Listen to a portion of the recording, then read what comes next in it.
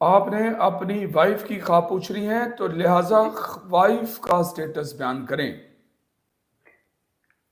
جی جی، ان کی ایج 22 ہے۔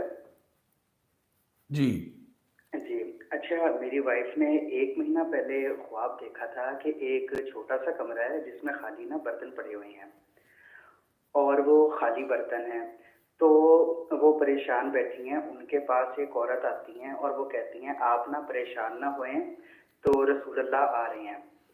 تو اتنے میں وہ دیکھتی ہیں کہ ایک روشنی آتی ہے اور انہیں اس طرح لگتا ہے کہ یہ رسول اللہ ہے، اور وہ روشنی آ کے ایک ہاتھ والے چھوٹے سے کمرے میں چلی جاتی ہے، اور اس کے بعد وہ جو برتن وغیرہ ہوتے ہیں وہ سارے پھلوں سے اور کھانے پینے کی چیزوں سے بھر جاتے ہیں، اور تھال بھی ان کے ہاتھ میں آ جاتے ہیں جس میں کھانے پینے کی چیزیں ہوتی ہیں، تو ان کی آنکھوں میں آنسو آ جاتے ہیں کہ رسول اللہ آ گئے ہیں۔ بس یہ خواب ہے۔ یہاں پر آپ کے جو مالی معاملات ہیں وہ ڈسٹرب ہیں، جی بالکل ایسے ہی ہے۔ اور آپ کے گھر کے جو افراد ہیں جی وہ کئی ٹینشنوں میں موجود ہیں، اور گھر میں رونق موجود نہیں ہے۔ یہ بات درست ہے؟ جی ہم بالکل، آپ ایسے ہی کہہ رہے ہیں، ایسے ہی ہے۔ یعنی کہ جس گھر میں کوئی دلہن ہوتی ہے، آپ کی جی بیوی کی جب عمر 22 سال ہے تو زیادہ عرصہ تو نہیں نہ ہوا ہوگا شادی کو؟ نہیں، ابھی ہمیں تقریباً 1 سال۔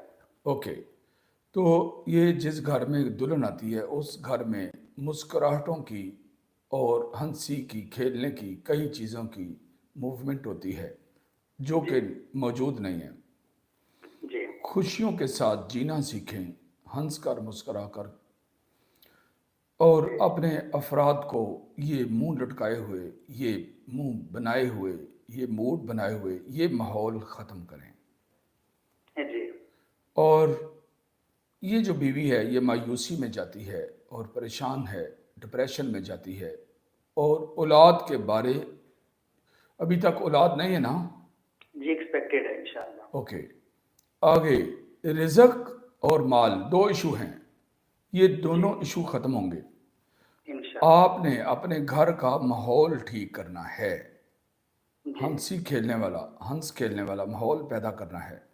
جی یہ جو 2 چیزیں ہیں، ایک مالی، ایک اولاد کی، یہ دونوں پریشانیاں ختم ہونی ہیں، اور انشاءاللہ۔ آگے ڈھونڈو اپرچونٹی کہاں ہے، خیر کی اور رزق کی کہاں ہے، اس کو ڈھونڈو، وہ بہتر کہاں ہے اپرچونٹی، اس کی طرف جی توجہ کرو، کیونکہ آپ کا گھر اولاد کے ساتھ اور رزق کے ساتھ بھر جائے گا انشاءاللہ۔